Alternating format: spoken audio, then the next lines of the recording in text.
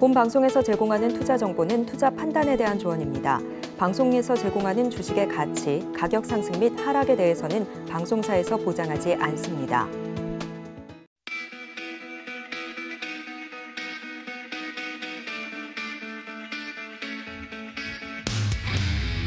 안녕하세요. 고수익 작전 타임 시작합니다. 저는 진행을 맡은 이혜은인데요.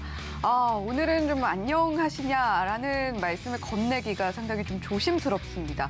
간밤 미 3대 지수 모두 일제히 크게 하락하면서 마무리를 했기 때문인데 지금 미국 시장 계속해서 불안한 걸음걸이 이어가고 있습니다. 아무래도 우리 시간으로 오늘 밤 10시 30분에 고용보고서 발표 앞두고 있는 상황인데 지금 신규 실업수당 청구 건수는 오랜만에 좀 그래도 시장에 긍정적인 반응을 일으킬 만한 지표가 나왔지만 그럼에도 불구하고 금리 인상 속도에 대한 불안감, 거기다가 고용 보고서에 대한 불안감이 미 증시 크게 끌어내렸습니다.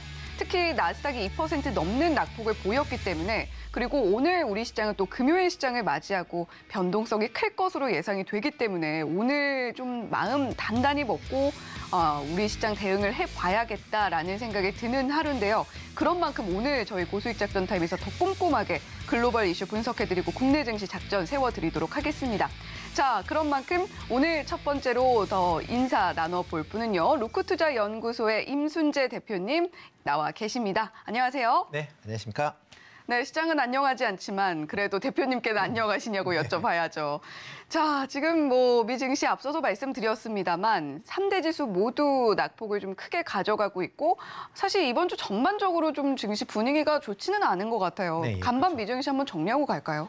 네, 최근 들어 미국 증시가 이제 파월 의장 발언 이후에 조금 이제 투자 심리가 위축이 돼 있는 그런 상황입니다. 특히 네. 이번 FOMC에 0.5%포인트를 올릴 수 있다라는 그런 이제 얘기가 나오면서 더 투자 심리가 악화되고 있는 그런 상황인데 여기에 이제 전일자 같은 경우는 미국의 이제 SVB라는 이제 은행에서 이제 자본 확충에 대한 얘기가 나오면서 좀 큰 급락을 하는 그런 모습을 보였습니다. 네. 네, 지금 보신다라고 지금 웹이 보이는데요.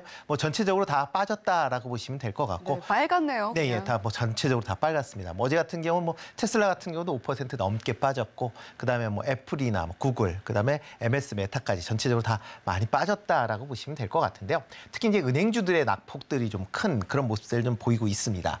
은행주 같은 경우에는 지금 여기는 저 맨 밑에 네, 보시면 JP모건 같은 경우 어저께 5.4% 정도 빠졌다라고 보시면 될 것 같고요. 전반적으로 좀 많이 빠지는 그런 모습을 보였습니다. 지수 기준으로 보면 S&P 금융지수가 4% 넘는 하락세를 보였는데요. SVB라는 이제 그러니까 미국 내 은행이 있습니다. 이게 보통 캘리포니아주에서 이제 벤처 투자나 아니면 바이오 나 IT 관련된 그런 이제 투자를 많이 하는 그런 은행이다라고 알려져 있는데요. 그 은행에서 최근에 이제 파산이 난 실버게이트, 그러니까 암호화폐를 이제 활용한 그런 이제 대출 기관인 이제 실버게이트가 파산이 나면서 이 실버게이트에 많은 금액이 투자가 되어 있다라는 그런 얘기가 나왔습니다. 그거를 만회하기 위해서 추가적으로 보유하고 있었던 여러 이제 유가증권을 이제 매각을 했고요. 이 매각과 관련돼서 18억 달러 정도를 손실을 입었다라고 이제 어저께 나왔습니다. 네. 그러면서 22억 달러 이상의 자금 확충 계획을 발표를 하면서 주가가 어저께 장중에 60% 가까이 하락을 했고요. 지금 시간 외로도 20% 정도의 하락을 보이는 그런 모습을 보이고 있습니다. 그러니까 그러면서 80%가량이. 네, 그렇죠. 그러니까 이런 SVB의 자체적으로 끝날 것이냐 아니면 기타 대형 금융기관으로 이런 금융 불안이 이전이 될 것이냐라는 그런 이제 불안감이 전일 미국 증시를 이제 흔들었다라고 보시면 될 것 같고요. 그러다 보니까 나스닥 같은 경우도 2% 넘는 그런 하락세를 보였고 다우 같은 경우도 1.6%, 그다음에 S&P 500 같은 경우도 1.8%를 하락하는 그런 모습을 보였습니다. S&P 같은 경우는 3,918포인트를 기록을 했는데요. 지금 200일 이동평균선이 3,950선 이하로 지금 내려왔기 때문에 일단 추세적으로 약간 하향 이탈하는 거 아니냐라는 그런 우려가 시장의 낙폭을 좀 더 키웠다라고 보시면 되겠습니다. 네, 지금 금융 불안이라고 표현을 해주셨는데 이 단어가 네 글자에 불과하지만 우리에게 주는 불안감이 또 어마어마하다라는 것을 또 한 번 실감을 하게 됩니다. 지금 SVB에서 촉발된 이 사태가 너무 커지지 않고 좀 잘 마무리가 지어진다면 좋겠는데 계속해서 저희 방송에서도 다뤄드릴 기회가 있으면 추가적으로 다뤄드릴 수 있도록 하겠습니다. 간밤 미증시가 워낙 좀 많이 빠졌기 때문에 미증시 이야기로 시작을 해봤는데 오늘 본격적으로 이야기 나눠볼 부분은 한국과 이 미국의 연대에 대한 이야기를 좀 해봐야 될 것 같아요.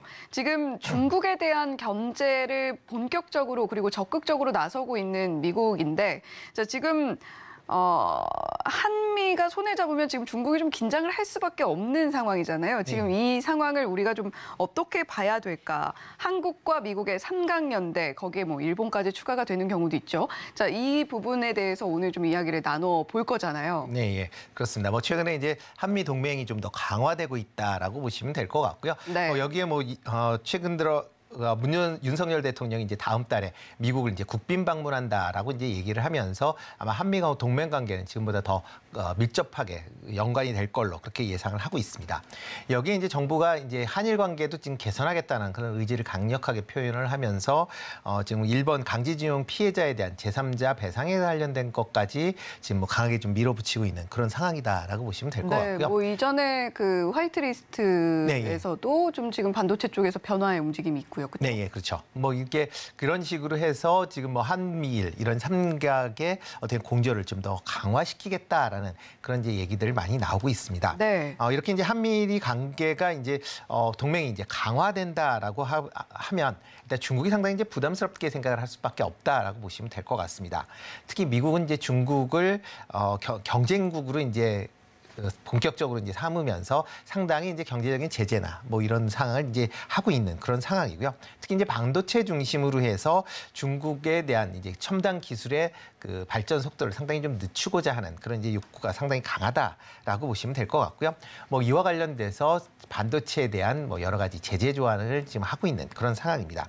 뭐 안보적으로 봐도 이제 쿼드를 지금 이제 실시를 하면서 뭐 인도, 일본, 호주 이런 4개국과의 중국을 이제 견제하는 그런 이제 모습을 보이고 있는데요. 네. 여기에 한미일이 좀 더 이제 그 동맹이 강화된다라고 하게 되면 한국의 쿼드 참여에 대한 부분도 다시 논의가 될 가능성도 있다라는 거를 상당히 중국에서는 염려를 하고 있다라고 보시면 될 것 같습니다. 이에 따라서 중국 측은 상당히 이런 이제 미국의 최근의 행보에 대해서 상당한 이제 강력한 그 반발을 보이고 있다라고 보시면 될 것 같고요. 특히 대중국 이제 반도체 관련된 규제가 지금 상당히 커지고 있는 그런 상황이어서 중국 내에 여러 이제 반도체 공장들의 증설이 상당 부분 지연이 되고 있는 그런 상황입니다. 그러다 보면 중국 입장에서 보면 첨단 산업을 육성하겠다라는 그런 계획이 차질이 있고요. 그런 부분 때문에 반발이 좀 더 심해졌다라고 보시면 될 것 같습니다. 그 와중에서 이제 국내에 관련돼서 특히 이제 중국에서 코멘트를 좀 강하게 하고 있다라고 보시면 되는데요. 네. 그 이유 중에서 하나는 이제 한미일 동맹 중에서 그나마 약한 고리가 한국이다라고 생각을 하고 있다라는 겁니다. 미국과 일본 같은 경우는 뭐 상당한 뭐 경제적이나 뭐 안보적으로 상당히 밀접해 있기 때문에 네. 뭐 두 나라에 대한 건 뭐 상당히 끈끈하다라고 생각하는 거에 비해서 한국 같은 경우는 북핵이나 그다음에 국내에서 이제 중국에 수출하는 부분이 원체 크기 때문에 그런 거를 빌미로 삼아서 한국을 좀 압박을 해서 이렇게 한미일 동맹을 좀 완화시키려고 하는 그런 이제 포석에서 한국을 좀 더 강하게 관련된 코멘트가 있는 거 아닌가라는 생각을 해보고 있습니다. 네, 중국이 뭐 한국은 우리 없으면 안 된다라는 그런 마음으로 지금 한국의 고리를 계속해서 건들고 있다라는 이야기를 해주셨는데 또 어제 이런 이야기가 또 나왔어요. ASML이죠. 네덜란드가 또 역시 반도체에 있어서 대중국 제조 장비 수출 통제에 나서겠다. 또 이런 이야기도 나와 있는 상황입니다. 지금 뭐 말씀해 주신 것처럼 중국도 계속해서 반발을 하고 있는 상황인데 지금 뭐 시진핑 3기 같은 경우 굉장히 좀 단단해졌어요. 굳건해졌다고 볼 수 있는데 그런 만큼 말씀해 주신 것처럼 한국을 계속 그나마 약한 고리라고 생각하고 건들면서 보복 조치를 할 수 있는 가능성에 대해서도 우리가 좀 생각을 하고 가야 될 것 같습니다. 만약에 중국이 적극적으로 한국에 대한 보복 조치에 나선다라고 한다면 예상 피해 규모까지도 우리가 짚어봐야 될 것 같은데 어느 정도로 좀 예상해 볼 수 있을까요? 만약 이제 어떤 이제 그 규제 강도에 따라 좀 다르겠다라고 보시면 될 것 같고요. 이제 과거에 이제 이게 뭐 중국에 대한 이제 이런 이제 제재가 뭐 이번이 아니라 이제 과거에도 한번 있었습니다. 대표적인 사드 때 이제 있었다라고 보시면 될 것 같고요. 2010년, 16년도에 사드를 국내에 배치를 하면서 중국이 다양한 형태의 이제 경제 보복 행위를 했다라고 보시면 될 것 같습니다. 뭐 이런 이제 당시 이제 경제 보복 조치로 인해서 뭐 그때 당시 이제 뭐 평가한 걸로 본다라고 하게 되면 한국과 같은 경우에 이제 8조 5천억 정도의 뭐 대중국 관련된 이제 피해를 입었다라고 예상을 하고 추정을 하고 있고요. 중국 같은 경우도 1조 1천억 정도의 이제 그 피해를 입었다라고 추정을 하고 있습니다. 특히 당시 이제 중국인들의 국내 관광이 이제 전면 거의 뭐 중단되다시피 했기 때문에 이와 관련돼서 여행 관광 업체가 한 7조 원 정도의 이제 피해를 입었고요. 그다음에 중국 내 한국산 불매 운동으로 인해서 한 1조 4천억 정도의 수출 감소가 있었다라고 보여집니다. 물론 이제 중국 같은 경우도 뭐 중국에 대한 이런 이제 여러 가지 피해로 인해서 한 1조 정도의 그런 이제 피해를 입긴 했지만 상대적으로 국내가 좀 더 크게 피해를 입었었다라고 보시면 될 것 같고요. 뭐 지금은 한국과 중국의 이제 경제 규모가 더 커졌기 때문에 만약 네. 이런 상황이 되면 피해 규모가 더 커질 수밖에 없다라고 보시면 될 것 같습니다. 특히 이제 국내 수출 중에서 한 30%가 이제 중국에 대한 수출이다라고 보시면 될 것 같고요. 다만 이제 과거와는 다르게 과거에는 이제 중국 내수 관련 쪽 특히 이제 화장품 관련된 이제 수출이 좀 많았었는데 최근 들어서는 이제 화장품 관련된 수출은 상당 부분 제약이 되고 있고요. 특히 그 외에 이제 중간재 관련된 수출이 좀 많이 증가하고 있는 그런 모습세를 보이고 있다는 게 네. 조금 그때와는 다르다라고 보시면 될 것 같습니다. 특히 이제 국내 기업들의 이제 대중국 수출이 이제 많이 이제 준다라고 하게 되면 물론 이제 국내 기업도 타격을 받겠지만 중국 기업들도 중국 국내에서 이제 중간재 형태로 해서 수입을 많이 하고 있는 그런 상황입니다. 뭐 대표적으로 이제 반도체를 예를 든다라고 하게 되면 전체 이제 중국에서 이제 수입하는 반도체의 한 절반 가량을 국내 업체들이 공급을 하고 있는 그런 상황이다라고 보면 뭐 중국 입장에서도 보면 쉽게 그리고 이제 직접적인 그 규제는 하긴 좀 어려울 수도 있다라고는 보여지고요. 상부상조할 수밖에 없는 시스템이다. 네, 예, 그렇죠. 다만 이제 중국 내에서 그 상대적으로 영향이 좀 덜한 그런 분야에 대한 그 부분은 좀 감당을 해야 될 것 같습니다. 그러니까 중국의 이제 한한령이 이제 대표적인 케이스다라고 보시면 되는데 뭐 네. 중국 정부에서 공개적으로 하겠다라는 건 아니지만 뭐 아름아름 알아서. 아니면 뭐 뒤로 뭐 이렇게 이제 조정을 하다시피 해서 하는 경우들은 뭐 어쩔 수 없게 발생을 중국에서 할 아름아름 알아서 하면은 결국에는 다 알게 되는 것 같긴 합니다. 네, 그렇죠. 뭐 다 알기는 하지만 네. 그래도 뭐 그 중국 정부에서는 공식적인 입장은 아니다라는 이제 그런 얘기들 하니까 그런 형태의 피해는 좀 불가피할 걸로 예상이 되고요. 그러다 보면 뭐 대표적으로 뭐 쿼이 컨텐츠나 아니면 또 중국 내수 관련된 그런 업종 관련돼서는 조금 타격을 입을 가능성은 좀 있다라고 네. 보여지는데요. 일단 뭐 아직까지는 뭐 미중 간의 그 갈등 양상이 아직 아주 격화돼 있는 건 아닌 상황이기 때문에 뭐 지금 어느 정도 뭐 중국에서 이런 경제 보복을 할 것이다라고 미리 예측하기에는 조금 시점상으로는 미린 시점 아닌가라는 생각을 해보고 있습니다. 네, 한국과 미국의 고리가 단단해지면 단단해질수록 중국 눈치를 조금 보게 될 수밖에 없는 정도로 지금 긴밀하게 또 상부상조하고 있는 양국의 또 분위기이기는 합니다. 하지만 이렇게 한미 연대에 수혜 섹터가 있을 거고요. 또 피해를 보는 섹터들이 있을 텐데 그 부분을 짚고 넘어가 본다면 수혜 피해 섹터 어떻게 좀 대표님은 보고 계신가요? 네, 일단 뭐 수혜 섹터를 먼저 본다라고 하게 되면 이제 미국 관련된 투자가 많이 일어나는 쪽이 상대적으로 수혜를 입을 가능성이 있다라고 네. 보여집니다. 뭐 대표적으로 이제 IRA 법안 관련된 기업들이 수혜를 입을 수 있다라고 보여지는데요. 이제 이번에 이제 윤석열 대통령이 방미를 하게 된다라고 하게 되면 IRA 관련된 여러 가지 이제 세부 규정에 대한 논의가 아마 같이 좀 있을 걸로 예상이 되고 있고요. 뭐 지금 한미 간에 이제 공조 체계를 좀 더 강화한다라는 측면에서 미국에서도 IRA 법안에 대한 일부 뭐 수정이 이제 있지 않을까라는 기대감이 좀 큰 것도 사실입니다. 뭐 전일 뭐 이러한 이제 영향 때문에 자동차 관련주들이 좀 강한 그런 흐름세를 보이고 있는데요. 만약 이제 IRA 법안이 조금 완화가 된다라고 하게 되면 자동차 관련된 업종이 상대적으로 좀 수혜를 입을 가능성은 충분히 있다라고 보여집니다. 특히 미국 내에 현재 그 전기차에 대한 생산 시설이 없는 현대차 그룹 같은 경우는 일단 2024년도에 공장이 그 신설되기 전까지는 관련된 조항이 유예되는 것을 아마 희망을 할 거고요. 뭐 그렇게 된다라고 하게 되면 그 부분은 좀 긍정적으로 볼 수도 있다라고 보여집니다. 네. 이와 더불어 2차 전지 관련주도 여전히 관심 사항을 두셔야 되지 않을까 싶습니다. 뭐 최근에 이제 급등을 했기 때문에 이런 급등에 대한 가격 부담감은 뭐 상존하고 있는 그런 상황입니다. 그렇지만 중장기적인 관점에서 보면 2차 전지 관련된 소재 쪽 분야는 여전히 관심 있게 좀 보셔야 되지 않을까라는 생각이 들고 있고요. 대표님께서도 2차 전지 쪽에서는 소재 쪽을 가장 크게 보고 계신 거죠? 네, 지금 현재는 뭐 소재, 그다음에 또 장비 쪽도 같이 보시면 어떨까라는 생각이 들고 있습니다. 뭐 지금 뭐 국내 기업과 그다음에 글로벌 완성차 업체들이 미국 내에서 조인트 벤처를 계속 만들고 있습니다. 그러면 그만큼 미국 내에 공장을 뭐 건설할 수밖에 없다라고 보여지고요. 이렇게 공장을 건설하게 되면 당연히 장비 업체들에 대한 발주도 증가할 수밖에 없다라고 보시면 되기 때문에 일단 뭐 장비 업체들의 주가 탄력성의 움직임이 상대적으로 소재에 비해서는 좀 낮긴 하지만 중장기적 관점에서 보면 뭐 장비주 같은 경우도 꾸준히 관심을 가지셔야 되지 않을까라는 생각을 해보고 있습니다. 네. 또 IRA 법안과 관련돼서 이제 신재생에너지 관련된 부분도 여전히 관심을 가지셔야 될 것 같고요. 뭐 태양광이나 풍력 관련된 그런 이제 특히 미국 내에 공장 시설이 있는 그런 기업 중심으로 조금 관심 있게 좀 보시면 어떨까 싶습니다. 뭐 부정적인 측면에서 본다라고 하게 되면 가장 큰 게 이제 중국 관련된 기업들이 가장 영향을 크게 받는다라고 보시면 되는데요.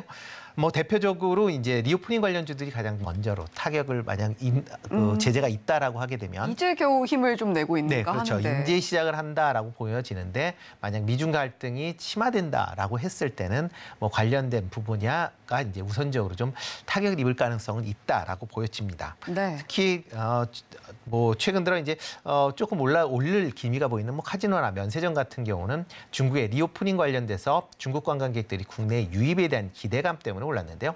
일단 뭐 실적이 어떻게 나오는지, 그다음에 중국 관광객들이 얼마나 유입되는지를 아마 좀 보고 확인하시고 투자를 하시는 게 어떨까 싶고요. 이와 더불어 경기 민감주, 뭐 시크니컬 이제 업종이다라고 얘기를 하고 있는데요. 뭐 대표적으로 뭐 철강이나 그다음에 기계, 석유화학 관련된 업종들 같은 경우도 뭐 중국 내에서 뭐 지금 뭐 얘기하는 거는 양회에서 중국의 경기 부양이 어떻게 최종적으로 발표가 되느냐에 대해서 이제 따라서 이제 주가가 변동할 걸로 예상이 되고 있는데요. 뭐 만약 중국에서 중국의 이제 경제 제재가 뭐 있다라든가 아니면 미중 갈등이 좀 심화된다라고 하게 되면 중국 내수 측면에서 보면 약간의 그런 이제 둔화될 가능성은 있으니까 그런 점에서 이런 종목도 약간은 조심하실 필요가 있지 않을까라는 생각을 좀 해보고 있습니다. 네.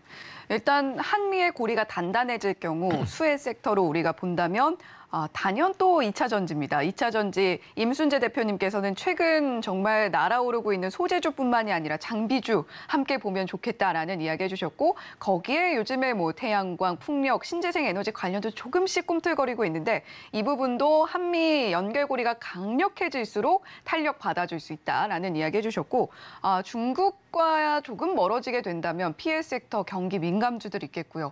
또 리오프닝 관련주들 겨우 좀 힘을 내고 있지만 다시금 조금 떨어질 수도 있겠다라는 이야기까지 들어봤습니다.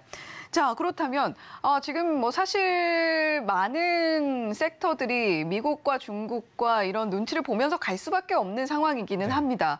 자, 하지만 그럼에도 불구하고 한미의 그 동맹 그리고 중국의 눈치를 보지 않으면서 우리가 지켜볼 만한 그런 피난처라고 할 만한 섹터들은 어떤 게 있을까요? 네, 뭐 그러니까 미중 갈등이 격화된다라고 하게 되면 뭐 국내 대부분의 업종이 이제 영향을 좀 받는다라고 보시는 게 맞을 것 같고요. 네. 상대적으로 이제 영향을 좀 덜 받는 쪽을 이제 찾는다라고 하게 되면 뭐 제일 먼저 생각해 볼 수 있는 게 이제 내수 관련주들 아닌가라는 생각을 해보고 있습니다. 뭐 이제 원자재 가격이 이제 변동을 받는다라고는 하지만 일단 원자재 가격 변동이 있을 때마다 국내의 제품 가격을 뭐 올릴 수밖에 없는 그런 상황이고요. 뭐 정부가 물론 이제 물가 안정을 위해서 상당 부분 뭐 제약을 하고 있는 그런 상황이지만 그래도 뭐 꾸준히 조금씩 올라갈 가능성은 있다라고 생각이 되고 있습니다.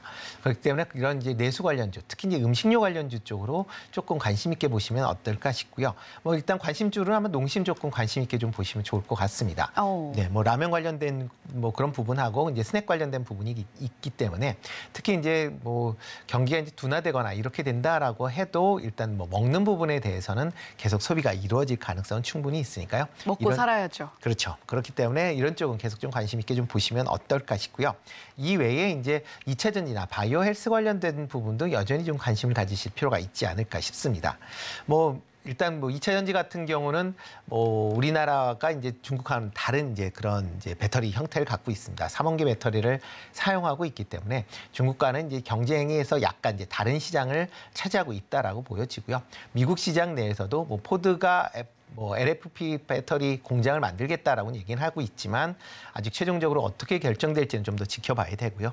국내 업체들이 미국 내에서 이제 대부분의 배터리 공장을 만들고 있기 때문에 삼원계에 관련된 부분은 여전히 관심을 가지셔야 되지 않을까 싶습니다. 다만 이제 그 IRA 관련돼서도 2차 전지의 소재에 대해서 중국에 대한 이제 점유율 부분에 대한 감소가 계속 있어야 되는 그런 상황이니까 그런 부분에 대한 부분은 여전히 조금 관심 있게 좀 보셔야 될 것 같고요. 소재 관련돼서는 대표적으로 LNF나 그다음에 나노신 소재, 포스코 케미칼 같은 종목에 조금 관심 있게 보시면 어떨까 싶고요. 장비 관련돼서는 윤성 FNC, 신흥 SEC, 그다음에 폐배터리 관련된 성일 하이텍조 여전히 관심 있게 좀 보시면 좋을 것 같습니다. 이외에 이제 의료기기 관련된 부분도 미국 내의 성장세가 계속 이어질 가능성은 충분히 있다라고 보여지고요. 이런 이제 미용기기 같은 경우는 특히 선진국향 매출이 큰 부분을 차지하고 있기 때문에 그런 부분에 관심을 가지시면 어떨까 싶고 대표적으로 클래시스나 그다음에 제이시스 메디칼 같은 종목을 관심 있게 보시면 어떨까 싶습니다. 네.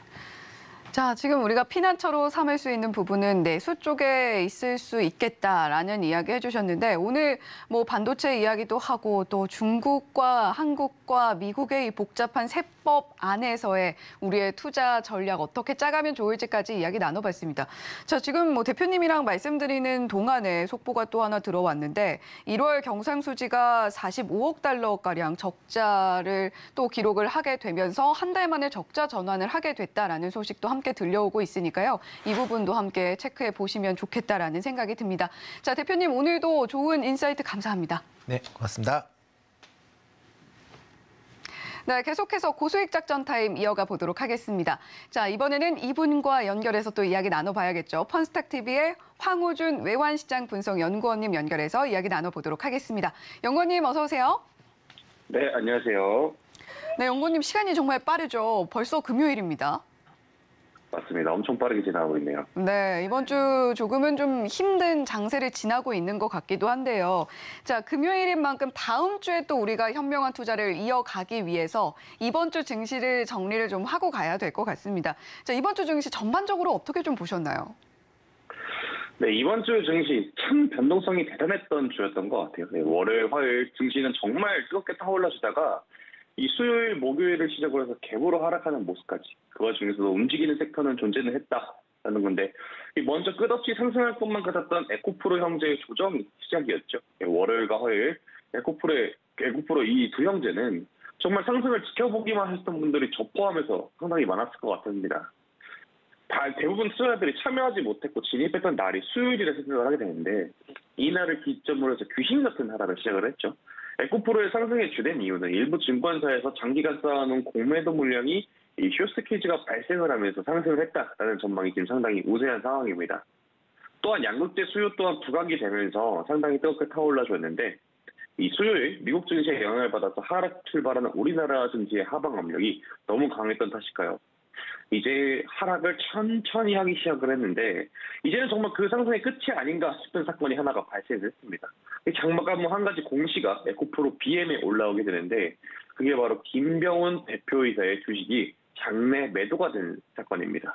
이 보유한 지분의 전부가 투자된 건 아니지만은 현재 주가가 상당히 고점이라 느껴지는 부분에서의 매도는 좋지 못한 징후이기도 하죠. 제가 대표이사라고 하게 되면은 주식이 주가가 더 장기간 상승을 하게 된다고 하게 되면은 대표이사 정도 되는 사람이 과연 푼돈이 필요해가지고 주식을 매도를 할까요? 그러진 않을 거라고 보고 있습니다. 그렇기 때문에 이제 추가적으로 상승은 조금 어렵지 않나라고 좀 보고 있고요. 현재 전일 미국장의 하락이 상당히 두드러진 상황에서 오늘 증시 또한 대형주의 하락은 피해갈 수 없다라고 보고 있습니다. 장 초반에 우리나라 선물 지수는요. 새벽 5시까지 야간 선물은 진행이 되는데 전일 하락은 계속해서 5시 이후에도 조금 추가적으로 나왔던 부분이 있기 때문에 이 부분에 추가적인 하락분 또한 오늘 장 초반에 좀 예상이 되고 있는 상황입니다. 과연 이런 우려를 다 모두 다 이겨내고 추가적인 상승이 오늘 나올 수도 있겠지 하겠지만은 그 나올 수 있는 배경이 무엇이 될지는 오늘 장이 시작되다 봐야 알게 되는 상황이겠죠. 이렇게 월요일과 화요일 에코프로 계열사들의 지속적인 상승이 두각을 조금 보였는데 월요일부터 목요일까지는 전고체 배터리 그리고 양극재라는 이름만 들어가게 되면은 관련이 조금이라도 있는 기업들은 일제히 상승 랠리가 시작이 되었죠. 월요일은 이수화학 그리고 에코프로의 계열사인 에코프로 HN의 상한가 도달. 화요일은 그간 엄청난 상승을 보여줬던 하이드로 리튬과 엔투텍 이 두 가지가 리튬 테마로의 상승을 보여주었고 그리고 코이즈, KBG, 레몬의 화요일 상한가 마감. 여기서 조금 특징적인 거는 레몬은 그간 코로나19 기간 동안에 마스크 사업을 영위하던 회사였습니다. 이번에 2차 전지 산업에 뛰어들어서 기존의 배터리보다 7배 성능이 좋은 배터리를 만들어내면서 타 종목들과는 탄력이 더 좋은 상황에 있죠. 이 상승세는 수요일까지 이어졌습니다. 정리를 조금 해보자면은 지난주 내내 2차 전지와 그 계열로 뻗어나가는 테마들의 상승이 너무나 좋았던 한 주였다라고 정리를 할 수 있는데요. 지수 자체는 전일 내만여의 날도 있고 월요일부터 화요일 뜨겁게 타오른 증시의 상승분 이상으로 수요일과 목요일을 거치면서 현재 하락한 상황이죠. 에코프로의 상승을 시작으로 해가지고 에코프로의 하락으로 종지부를 찍었던 한 주라고 기록이 되고 있습니다. 네, 사실 뭐 많이 오르는 건 알고 있었습니다만 에코프로 형제들만큼은 내가 사도 떨어지지 않을 것 같은 그런 흐름을 보여주고 있었는데 조정을 받고 있는 상황입니다. 자, 거기다가 지금 미국 시장의 조정에 이어서 우리 시장도 오늘 좀 대응이 쉽지는 않을 것 같다라는 이야기 해주셨으니까요. 우리 지금 시청자 여러분들께서도 황우준 연구원님의 말씀 들으면서 조금 더 좀 마음 단단히 먹으시고 오늘 시장 대응해 보셔야 될 것 같습니다. 자, 그렇다면 다음 주 우리가 주요 경제 일정을 또 체크를 봐야 될 텐데 자, 연구원님께서도 말씀을 하셨던 것처럼 3월에 정말 일정이 많습니다. 네, 그렇습니다. 엄청나게 많이 일정이 잡혀 있죠. 이 기대감으로 시작된 테마는 기대감이 사라지면서 점점 그 탄력을 잃어가고 있는 상황이기도 하고 다음 주에 강할 테마는 이러한 기대감에 확실한 뒷심이 받쳐줄 수 있는 실적 테마가 다음 주 강한 모습을 조금 보여주지 않을까 기대 중에 저는 있습니다. 이 다음 주 주요 경제 일정이 상당히 많은데 하나하나 좀 짚어드릴 거예요. 오늘 남아있는 주요 경제 일정 중 오늘 금요일을 말하는 겁니다. 10시 30분 밤입니다. 미국의 실업률 발표가 될 예정입니다. 이와 동시에 비농업 고용지수 발표와 그리고 미국 평균 시간당 임금, 미국 민간 비농업 부분 고용의 발표가 예정이 되어 있습니다. 이 전일 증시에서도 10시 30분께 실업수당 청구 건수가 예상치보다 상당히 높게 나오면서 고용이 탄탄하다는 파월의 말에 반대가 되는 지표가 나옴으로써 미증시 프리장 시간 동안에 상당히 강한 모습을 보여주었죠. 추후 금리 결정에 대한 지대한 영향을 끼치는 지표는 현재 제 기준으로 고용 관련 지표와 그리고 중고차 기업 이 두 가지라 보고 있는데 과연 전일장 강한 하락을 한 미증시를 앞서 언급한 지표들이 좋게 나오게 되면서 개선을 될 수 있는지 오늘 밤에 확인할 수가 있습니다. 이거는 여러분들께서도 조금 확인을 하고 넘어가야 될 부분이라고 생각을 하는데요. 다음 주 화요일 인플레이션 수치가 현재 어느 정도인지 미국의 소비자 물가 지수가 발표가 될 예정입니다. 그 어떤 지표보다 지금 상당히 변동성을 많이 갖고 가는 그러한 지표이기 때문에 여러분들 이걸 좀 체크를 해봐야 되는데 지난 두 번 발표에는 미국의 소비자 물가 지수가 전년 및 6.4%로 직전 수치인 6.5%에 비해서 0.1% 낮게 집계가 되었습니다. 이 느리긴 해도 꾸준히 잡혀나가는 모습을 보여주고 있긴 하지만 아직까지는 연준의 목표치인 2%까지는 여전히 높은 상황인 건 또 그것도 맞는 소리가 되겠죠. 이외에도 대한민국 금융통화위원회 회의록이 공개가 될 예정입니다. 매우 이례적으로 지난번 우리나라는 금리 인상을 하지 않았고 금리 동결을 한 만큼 어떠한 기준과 근거를 가지고 동결을 했는지에 대해서 알 수 있을 거라고 보고 있습니다. 이에 따라서 다음번 기준금리의 향방에 대한 힌트를 동시에 같이 얻을 수 있기 때문에 다음번 기준금리를 조금 중요하게 판단하시는 투자자분들께서는 이 부분을 중요하게 보면 좀 좋을 것 같습니다. 수요일 중국의 실물 경제 지표와 그리고 미국의 소매 판매치가 발표가 될 예정입니다. 현재 중국은 지난 양회를 통해서 소비를 촉진시켜서 중국의 GDP 성장치를 5%에서 6%로 전망한다라고 박힌 바가 있죠. 제조업 PMI와 비제조업 PMI가 50 이상으로 나오게 되면서 확장 국면에 들었다 판단할 수 있을 만큼의 수치가 나왔습니다. 이 제조업이 활발한 건 지표로서 공개가 되었으나 얼마나 실제 소비가 활발하게 이루어지는지는 이날 확인을 얼마만치 했는지 확인할 수가 있는데요. 또한 같은 날이죠. 미국의 소매 판매 또한 얼마나 잘 이루어지는지 같이 동시에 발표가 됩니다. 수요일은 이렇게 실물 경제의 활성도를 알 수 있는 지표 두 가지가 미국과 중국 이 두 나라에서 발표가 됩니다. 이날 아시아 증시에서는 일본의 통화정책회의 의사록이 공개가 됩니다. 앞서 한국 얘기를 좀 하면서 이 전 세계적으로 고금리 시대 속에서 일본 중앙은행은 여전히 마이너스 금리를 유지 중에 있습니다.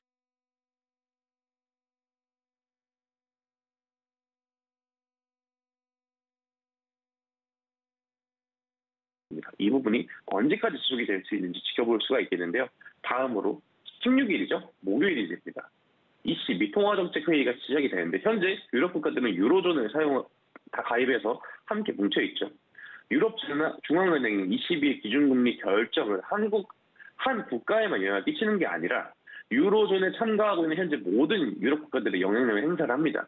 그만큼 상당히 조심스러운 스탠스를 보여줘야 되는데 현재 예상치는 3.0에서 3.5%로 인상이 상당히 유력한 상황입니다. 이 시장의 예상 전망치처럼 인상을 할지가 상당히 주목이 되는데 이 부분은 이번 주죠. 3월 11일 토요일 00시 정각에 리가르드 유럽 중앙은행 총재가 연설이 예정이 되어 있습니다. 이때 참고하시면은 이 금리 결정전 마지막 공개 석상에 올라오는 만큼 유로존 통화 정책에 관심 있는 투자자분들께서는 꼭 주말에도 잠깐 시간을 내셔가지고 뉴스 한번 체크를 하시게 되면은 다음 주 유럽 중앙은행 금리 결정은 어느 정도 방향성을 좀 잡을 수 있을 것이고 여러분들 3월 달은 정말 많은 일정들이 예정이 되어 있죠. 산 넘어 산 또 하나의 큰 산이 있는 거라고 좀 보고 있는데 너무 이제 공포의 모든 종목을 다 정리하지 마시고 기존의 투자 원칙대로 고수하시되 현금 비중만 좀 잘 지켜내 가신다면은 골이 깊을수록 상승하는 그 탄력도 다시 그만큼 큰 게 증시이기 때문에 여러분들 현금 비중만 잘 지켜내는다면 3월도 무리 없이 잘 지낼 수 있을 거라고 보고 있습니다. 네, 뭐 안 중요한 주가 있겠느냐마는 정말 많은 일정들 자리하고 있는 다음 주입니다. 일단 오늘 밤 10시 반입니다. 미국 고용보고서 반드시 좀 체크하셨으면 좋겠다라는 이야기 연구원님께서 해주셨고 다음 주에 뭐 통화정책이라던가 또 굉장히 중요한 지표죠. 미국 CPI 발표도 앞두고 있는 만큼 이 지표들은 반드시 체크하면서 현금 비중 조절을 해보자라는 이야기 해주셨습니다. 연구원님 오늘도 좋은 말씀 고맙습니다. 감사합니다.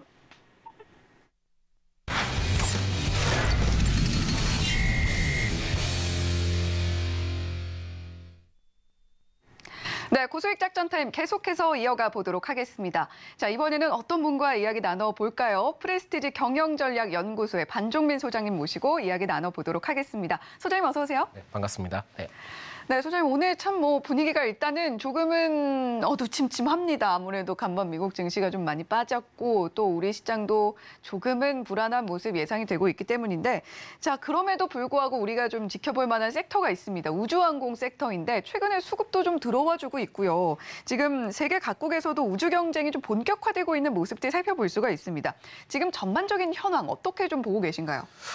사실 제일 중요한 거는 국내에서 정책적으로 많이 밀고 있는 게 우주항공 산업이거든요. 그러다 네. 보니까 우주항공 산업의 경우에는 제가 봤을 때는 한 4월까지는 계속 좀 연이어 갈 수 있지 않을까 판단이 되는데 다만 지금 상황에서는 좀 여러 가지에 대해서 좀 올라갈 수 있는 게 있고 좀 내려갈 수 있는 종목들이 좀 있거든요. 그래서 이거를 좀 잘 선별을 해야 되는데 이게 지금 일시적으로 오히려 좀 한 번 정도는 조정을 받으면 좋지 않을까라고 판단이 되고 있는데 그 기회를 줄지 안 줄지는 좀 다음 주 시장까지 지켜봐야 되지 않을까 판단이 됩니다. 네.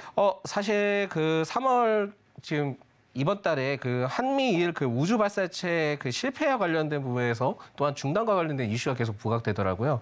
그만큼 지금 우주 관련된 그러니까 로켓을 쏘든 뭘 하든 간에 그 부분에 대해서 산업이 굉장히 좀 어려운 산업이다라는 게 이제 다시 한번 느껴지지 않나라고. 기술력은 정말 그냥 기본이어야 되잖아요. 그렇죠. 기술력도 기본인데 그 사실상은 그 우주 방산과 관련된 부분들은 로켓 추진할 때는 결국 방산과 관련된 그 어느 정도의 기술이 있지 않는 이상은 좀 어렵거든요. 그래서 좀 더 면밀히 살펴보니까 9일 그 9일이죠. 그러니까는 국내 스타트업 기업 중에 한 기업이 있습니다. 그 기업이 한빛 그 TLV라고 해서 시험 발사를 좀 계속 진행을 했었는데 네. 이 기업이 지난해 그 12월에도 이제 진행을 하다가 좀 연기를 했고 이번에도 좀 시도를 하려고 하다가 중단이 됐습니다. 중단이 됐고요. 일본도 그 옆 나라인 일본도 차세대 우주 발사체 그 H3라고 있는데 이 우주 발사체를 도입하기 위해서 일본에서는 약 2천억 엔이 투입이 됐었거든요. 그런데도 이게 또 2단 그 엔진 점화에서 실패를 기록을 했고요. 네. 이번 주에 일어난 이슈들입니다. 그 정도의 규모가 들어갔다면 굉장한 엔지니어들이 같이 함께 했을 텐데요. 그렇죠. 네. 그러다 보니까 이런 상황도 있는데 그러면 미국은 어땠냐? 그러면 네. 미국은 그 세계 최초 3D 프린팅 그 로켓 발사 시도 역시도 또 무산이 됐습니다. 무산이 됐는데 이 기업의 경우에는 그 TBT 스페이스라고 하는데 좀 이름이 어려워요. 이름이 어려운데 테란 2를 발사할 예정이었는데 그게 2단 로켓 주입에서 2단 로켓 그 주입 그 추진체가 요구 온도를 맞추지 못해가지고 또 연기가 됐거든요. 네. 그러다 보니까 이 상황들을 봤을 때는 기술력이 좀 제일 많이 필요한 게 우주항공 산업이다 보니까 투자가 많이 이루어질 수밖에 없을 것이고 국내도 역시나 민간 업체를 통해서도 투자 계획을 좀 발표를 했기 때문에 계속 이 산업은 집중을 해볼 필요가 있다라고 좀 말씀드릴 수 있겠습니다. 네. 정말 아무리 뛰어난 기술력이어도 정말 작은 공정상의 오류만 있어도 로켓을 발사하는데 그리고 실제로 성공적으로 발사를 추진하는데 좀 어려움이 있는 우주항공 분야입니다. 그만큼 정밀한 기술력이 필요하다라는 얘기겠죠. 자, 하지만 한국과 일본, 미국 지금 또 계속해서 시도를 하고 있는 상황이기 때문에 이 부분에 대한 투자는 이뤄질 것이고 우리가 계속해서 지켜볼 만한 가치가 있는 섹터가 될 것이다라는 이야기 해주셨습니다. 자, 지금 뭐 정부 차원에서도 굉장히 밀어주고 있는 분야다라는 이야기를 해주셨는데 자, 지금 뭐 펀드도 조성하고 있고 우주항공청도 신설했고 자 이렇게 한국 정부의 움직임도 상당히 활발하게 이루어지고 있습니다. 자 그렇다면 우리나라가 우주 패권을 갖게 되는 그 짜릿한 순간을 좀 기대를 해봐도 될까요? 제가 봤을 때는 제가 뭐 환갑이 될 때까지는 좀 쉽지는 않을 것 같다라고 좀 생각이 드는데 네. 이거 좀 더 면밀히 살펴보겠습니다. 그렇다 하더라도 우리나라가 지금 투자를 안 하고 있는 건 아니거든요. 좀 보니까 정부에서 500억 원 규모의 그 최초 우주 펀드를 좀 조성한다고 밝혔는데 이게 지난 7일 과기정통부에서 한국벤처투자에서 실시하는 모태펀드 2차 정시 출자 공고를 통해서 뉴페이스 투자 지원 사업을 운용할 운용사를 4월 3일부터 7일까지 공식 모집을 발표를 합니다. 네. 그러다 보니까 이게 좀 어디에서 좀 이용이 될 수 있느냐? 그 민간 우주 스타트업에 투자하는 전용 펀드 조정을 목적을 위해서 진행을 하는 거거든요. 그리고 이게 좀 더 면밀히 살펴보자면은 이게 뭐 한 번에 500억 원을 투자를 한다는 것이 아니라 2027년까지 5년 동안 지속 출자할 계획을 갖고 있다 합니다. 그러다 보니까는 단기적인 그냥 우주 산업 관련된 이슈로서만 출자를 할 계획이 아니라 좀 장기적으로 너프하게 좀 보는 거였죠. 네. 그러다 보니까는 뭐 투자 대상을 뭐 발사체, 인공위성뿐만이 아니라 우주 산업과 관련된 모든 기업들을 좀 폭넓게 얘기를 한다라고 했습니다. 그렇다면은 지금 그 시청자 여러분들이 제일 잘 아시는 거는 우주 발사체 관련된 기업들도 잘 알고 계시겠지만 위성 관련된 부분들은 당연히 센서가 필요하니까 그렇긴 하겠지만 이렇게 된다 한다면 AI 반도체도 또 이슈가 또 부각될 수 있거든요. 그러다 보니까 지금 현재 그 AI 관련된 이슈도 좀 더 면밀히 살펴봐야 될 게 네. AI 로봇도 나오고 있고 뭐 반도체도 나오고 있고 하지 않습니까? 거기에 우주항공까지도 연계가 될 수 있다. 그렇죠. 그리고 그 저번에도 제가 말씀드렸듯이 우주 로봇, 그 AI 로봇, 그 군사용 로봇도 말씀드렸지 않습니까? 네. 그러다 보니까는 폭넓게 AI 관련된 이슈가 같이 계속 연계될 가능성이 있는 겁니다. 그리고 또 올해 우주항공청 설치 계획을 가졌는데 이게 또 기술 개발, 산업 육성 지원, 그리고 인재 양성 및 우주 위험 대비 등의 기능, 그리고 우주항공청에 대해서 일원화를 했습니다. 그러다 보니까는 이게 뭐 결국은 제정안을 2일부터 입법 예고를 하긴 했는데 좀 더 지금 상태에서는 기다려봐야 되는 상황이지 않겠나. 그렇다 하더라도 일단 한다고 했으니까 지금 현재 정부에서는 뭐 실내 마스크 해제를 한다 그러면은 기간을 뭐 빠르게 발표하는 케이스가 많았기 때문에 일단 무조건 지금 하는 케이스가 많다라고 좀 생각하시면 좋을 것 같습니다. 네. 그러다 보니까 이 지금 내용들이 실현 가능성이 충분히 있다. 그리고 이에 대해서 진척적인 그 스피드가 굉장히 빨라질 수 있다는 걸 좀 참고를 하시면 좋을 것 같고요. 우리가 좀 주목해 볼 부분은 그렇다면 이제 12월이면 개청이 되겠구나. 이 부분일 것 같네요. 네네, 그렇습니다. 그것도 있는데 지금 결국은 특별법에 관련된 제정안 입법 예고가 지금 완료가 된 상황이잖아요. 네. 그렇다면 시간이 걸린다 하더라도 일단 먼저 빠르게 진행될 가능성이 있는 거죠. 그러다 보니까 이 점을 좀 참고로 해볼 필요가 있으실 것 같고요. 2045년 그러니까 글로벌 7개 우주강국 도약을 위한 우주경제 로드맵 실현 계획을 발표를 했습니다. 사실상 좀 먼 나라 얘기인 것 같아요. 먼 나라 얘기인 것 같고 이슈는 그렇지만 계속 나올 가능성이 매우 높고요. 우리나라가 우주강국이 되기 위해서는 많은 제약이 따를 수 있기 때문에 이러한 법적인 부분들을 빨리 완화를 시켜야지만 진행이 빨라질 수 있다는 점을 좀 참고하실 필요가 있고 네. 사실상 산업 발전 속도는 굉장히 좀 불을 붙을 겁니다. 불을 붙을 거고 아까도 말씀드렸지만 우주 강국의 7개 우주 강국에 대한 도약은 제가 봤을 때는 제가 환갑이 되기 전까지는 좀 쉽지는 않지 않을까 그렇게 생각이 들고 있습니다. 네, 물론 뭐 우주 항공 분야에서 단숨에 선두를 차지할 수는 없겠지만 계속해서 이렇게 두드리고 있는 상황이다. 그리고 정부 차원에서도 긴밀하게 움직이고 있다라는 이야기 해주셨습니다. 자, 그렇다면 지금 뭐 사실 우리의 기술력만으로 단숨에 우주 강국이 될 수는 없겠지만 계속해서 뭐 지금 이미 유수의 기술력을 갖고 있는 유수의 기업들과 함께 협업을 한다고 하면 그 시기가 조금 더 빨라질 수도 있는 거잖아요. 그렇습니다. 지금 뭐 스페이스 X라던가 원웹이라던가 우주 기업들이 한국 진출을 지금 저울질하고 있는 상황들도 살펴볼 수가 있는데 자, 그렇다고 한다면 좀 지각 변동이 오게 될까요? 어떨까요? 지각 변동이 올 수도 있고 안 올 수도 있고 저는 좀 그렇게 생각하는데 반반이다. 네네. 사실 좀 더 살펴보자면은 그 스페이스 X가 운영하는 스타링크가 있습니다. 이게 뭐 지구 저궤도에 3,500개 이상의 위성으로 빠르게 이제 성장하는 네트워크를 구축하는 건데 이게 지난 1월 스페이스 X가 스페이스 X의 스타링크가 그 과학기술정통부, 그러니까 과기정통부죠.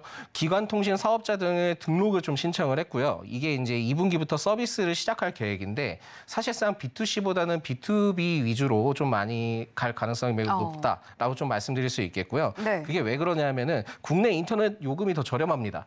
저렴하기 때문에 그다지 좀 메리트는 없기 때문에 B2B 쪽으로 많이 편성될 가능성이 있다라고 좀 말씀드릴 수 있겠고요. 네. 원앱의 경우에는 그 하나 시스템이 2021년 원앱 투자를 했던 이력이 있었습니다. 그게 이제 뭐 원앱의 지분을 8.81% 취득을 했는데 이 하나 시스템에 대해서 제가 좀 더 살펴보니까 최대 주주가 하나 에어로스페이스입니다. 그러니까 이 점을 좀 참고를 해볼 필요가 있겠고요. 그 당시 때 이제 지분 취득을 했을 때 하나 시스템과 세트랙 아이가 위성 제작 기술을 좀 보유를 하고 있었는데 그러다 보니까 우주 항공 분야 하나 에어로스페이스가 굉장히 지금 계속 크게 부각이 되고 있는 겁니다. 그리고 세트랙 아이도 좀 살펴봐야 될 게 세트랙 아이의 최대 주주가 하나 에어로스페이스입니다. 그렇게 되어 있군요. 네, 그러다 보니까 이런 연계점을 봤을 때는 하나 에어로스페이스에 대한 강점을 좀 생각을 해볼 필요가 있고 그 외적으로 파생되는 기업들을 좀 더 면밀히 살펴볼 필요가 있다라는 말씀드리겠고요. 더 웃긴 거는 지금 뭐 미국과 뭐 영국 이런 쪽은 좋습니다만 중국도 또 여전히 도전을 하고 있는 상황이거든요. 네. 중국은 올해 9월 그 별자리의 첫 그 LEO 그 위성 발사 계획을 좀 앞두고 있습니다. 네. 좀 더 살펴보니까 지구 저궤도 위성 별자리 건설을 시작할 예정이고 이걸 좀 더 면밀히 살펴보니까 저지구는 솔직히 보통 1,000km 정도에 대해서 미만 고도를 의미를 하는데 지금 그 중국 항공우주과학산업공사가 구상하는 계획은 지상에서 150에서 300km 떨어진 매우 낮은 고도에서 인공위성을 좀 구성할 계획을 갖고 있거든요. 그게 어떤 의미인 거죠? 결국은 이제 낮은 고도일수록 더 좋은 상황들도 있고 물론 이게 제가 봤을 때 미국을 견제하는 의도지 않을까라고 생각이 들긴 합니다만 그렇다 한다 하더라도 자기네들 기술력이 이제 앞으로 우위일 거다. 그래서 이렇게 많이 도전하는 다시 거죠. 하려는. 그렇죠. 그런 상황들이 있는데 사실상 뭐 아직까지 뭐 정확하게 내용이 나와 있지 않기 때문에 스타링크와 격차는 뭐 그렇게 크게 뭐 좁혀지거나 그러진 않을 것 같습니다. 그래서 10년간은 큰 수준을 계속 유지할 가능성이 높기 때문에 아직까지 중국이 큰 영향을 차지하지는 못할 것이다. 그러다 보니까 지금 우리나라에서는 그러면 어떤 상황을 봐야 되느냐라고 했을 때는 지금 뭐 스타링크와 관련된 부분들을 갔을 때는 그렇게 큰 이점은 아직까지 볼 수는 없을 것 같다라고 좀 말씀드릴 수 있을 것 같습니다. 네. 물론 반만이기는 합니다만 지금 뭐 스타링크라던가 원웹에 의해서 지각 변동이 크게 올 수 있을 것이다라는 것보다는 세세한 지분 구조라던가 이런 부분들, 수혜를 당장 입을 수 있는 그런 부분들을 체크하면서 가는 것이 더 낫지 않겠나라는 이야기 해주셨습니다. 자, 그렇다면 지금 뭐 국외에도 우주 관련한 기업들이 상당히 많이 있고 국내에도 지금 계속해서 점차적으로 늘어나고 있는 상황인데, 자, 우주 항공주의 전반적인 주가 흐름은 어떻게 좀 보고 계신가요? 제가 봤을 때는 국외 쪽, 그러니까 미국 쪽을 좀 봐야 될 것 같고요. 네. 보잉은 작년 9월부터 지금 상승을 계속 유지를 하고 있습니다. 상승을 유지를 하고 있는데 이게 작년 9월 130달러에서 현재 그러니까 전 거래일이죠. 전 거래일에 207달러까지 좀 상승을 했던 흐름을 가져가고 있는데 이 외에도 국내와는 좀 어떤 연관점이 있을까라고 좀 살펴보니까 작년 11월 그 보잉 회장이 이재용 회장, 그리고 정의선 회장, 그리고 김동관 하나그룹 부회장을 만나서 UAM, 그 도심 항공 모빌리티 신사업 협력 방안을 논의한 적이 있습니다. 네. 그러다 보니까는 지금 이게 또 그 UAM 관련된 이슈가 계속 정부 정책으로 나오고 있잖아요. 그렇죠. 이 연관성을 계속 가져갈 수 있지 않을까 판단이 되고요. 보잉은 제가 봤을 때는 좀 더 상승 유지를 가져가지 않을까 판단이 됩니다. 그리고 로키드 마틴의 경우에는 뭐 우주 항공 그리고 방산과 관련된 이슈가 굉장히 많은 기업인데 이 기업도 역시 올해 1월 중순부터 상승 흐름을 유지를 하고 있습니다.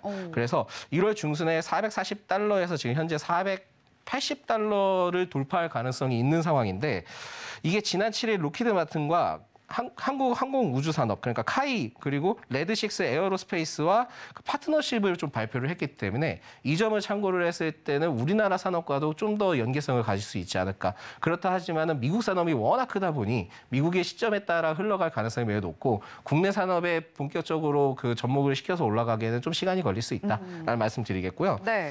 이외에 또 L3 해리스 테크놀로지가 있는데 이 기업은 우주정보 시스템 등 관련 기업입니다. 근데 1월 190달러에서 200달러 돌파 후 지금 현재 지지부진한 상태이기 때문에 지금 미국과 관련된 그 우주항공 관련주들은 좀 약간은 혼조세의 흐름을 보여주고 있는 상황이라고 좀 생각하실 수 있겠고요. 네. 국내 기업에서는 하나 에어로스페이스 그리고 인텔리안테크, 이수페타시스가 상승 흐름을 계속 보여주고 있습니다. 네. 여기에서 제일 큰 포인트는 하나 에어로스페이스가 큰 포인트고요. 그다음에 이제 인공위성과 관련된 부분들 인텔리안테크 쪽이 굉장히 큰 포커스다라고 네. 말씀드릴 수 있겠고 이수페타시스 같은 경우는 어떤 면에서 관련이 있나요? 저도 좀 의아했던 부분들이 있는데 네. 이수페타시스의 경우에도 그게 이제 뭐 우주 항공과 관련된 이슈는 있었어요. 근데 결국은 상승을 했던 섹터의 그 부분들이 결국은 그 챗 GPT 관련된 부분들을 해서 이제 올라갔던 케이스였거든요. 네. 그렇지만은 여전히 그 이수페타시스도 그 방산 관련된 부분들, 그리고 우주 항공과 관련된 테마가 같이 엮여 있는 기업이다 보실 수 있겠습니다. 네. 이외로 지금 좀 아쉬운 부분들이 있다면은 AP 위성이나 세트레가의 경우에는 지금 위성 관련된 기업이잖아요. 이 네. 기업들은 지금 현재 조정 중인데 사실상 지금 5월에 그 누리호 관련된 발사 추진 관련 이슈가 있기 때문에 네. 재차 조정을 어느 정도 받고 올라갈 가능성이 있는 기업이다라고. 그럼 좀 지금 들어가도 되나요? 좀 더 기다려 보셨다가 좀 더 떨어질 수 있기 때문에 좀 더 기다려 보셨다가 접근하시면 좋을 것 같습니다. 네. 자, 지금 뭐 국외 그리고 국내에서 우리가 우주항공 섹터에서 지켜보면 좋을 만한 종목들 반종희 소장님이 정말 쪽집게 강사처럼 짚어주신 것 같습니다. 앞서서 언급해 주셨던 뭐 하나 에어로스페이스, 세트레가이 이런 종목들도 함께 보셨고 또 저에게 굉장히 또 새로웠던 이수페타시스 반종희 소장님을 통해서 또 알게 됐네요. 자, 그렇다면 지금 뭐 세계 각국 그리고 굴지 기업들까지 나서서 집중을 하고 있고 계속해서 우리도 우주항공 할 거야라고 하고 있는 상황인데 반종희 소장님께서 우주항공 섹터 내에서 최선호주로 보고 계시는 종목은 어떤 종목인가요? 저는 작년 12월부터 계속 봤던 것이 하나 에어로스페이스였거든요. 네, 오늘 자주 등장합니다. 아마 계속 등장할 겁니다. 네. 잊을 수가 없을 수도 있어요. 3월에. 그게 사실상 하나 에어로스페이스가 민간 기업으로는 그 누리호 고도화 사업에 대해서 그 낙찰을 받았기 때문에 이 시점을 좀 기억을 해볼 필요가 있지 않나 보고요. 네. 올해 5월 결국은 누리호 관련된 이슈가 있고 이게 계속 장기적으로 계속 매번 나올 수 있습니다. 그러다 보니까 이거를 체크를 해볼 필요가 있고 하나 에어로스페이스가 또 방산도 연계가 돼 있기 때문에 정부 정책과는 지금 모든 게 다 연계되어 있다라고 좀 말씀드릴 수 있겠고 그리고 또 하나에어로스페이스의 특징이 하나 있다 한다면은 사실상 지금 그 한국 항공우주가 그 결국은 이제 하나에어로스페이스한테 기술을 이전을 해야 되는데 그 항공우주의 그 임직원분들 중에 좀 유명하신 분들이 하나에어로스페이스로 좀 넘어갔습니다. 그러다 보니까 이 점을 참고를 했을 때는 하나에어로스페이스는 계속 상승할 수 있는 흐름을 가져간다. 그렇다 한다면 지금 하나에어로스페이스는 기존에 가지고 계셨던 분들의 보유자 영역이기 때문에 단순히 지금 매수하라고 포인트를 잡기는 좀 어렵고요. 제가 봤을 때는 좀 어느 정도 시점이 지나면은 세트랙 I 쪽으로 좀 집중을 해주는 게 낫지 않을까라고 판단이 됩니다. 결국은 세트랙 I의 최대 포인트는 최대 주주가 하나에어로스페이스다라는 강점이 있기 때문에 분명히 누리호나 뭐 우주 관련된 이슈가 나와서 매출적인 부분들이 발생이 된다 한다면은 이 세트랙 I도 역시나 수주를 같이 받을 가능성이 매우 높다라고 좀 생각하시면은 투자 포인트로 굉장히 좋을 것이다라는 말씀드리겠습니다. 네, 한화 에어로스페이스 지금 들어가기에 조금 무리가 있을 수도 있다라는 이야기 해주셨으니까요. 오히려 세트랙 I 쪽 지분 구조를 설명해 주신 이유가 또 여기 있었습니다. 이렇게 지켜보시면 좋겠다라는 이야기 반정민 소장님께 들어봤습니다. 오늘도 좋은 말씀 고맙습니다. 네, 감사합니다. 본 방송에서 제공해드리는 정보는 투자 판단에 대한 조언일 뿐 해당 종목의 가치와 수익률을 보장하지는 않습니다. 아쉽게도 저희 고수익 작전 타임은 오늘로 마지막 방송을 맞게 됐습니다. 다음 주부터는 강관우의 증시 8로 돌아오니까요. 저희 증시 8도 많은 시청 부탁드리도록 하겠고요. 저는 잠시 후에 순간 포착 매매 시그널로 돌아오겠습니다. 시청해주신 여러분 고맙습니다.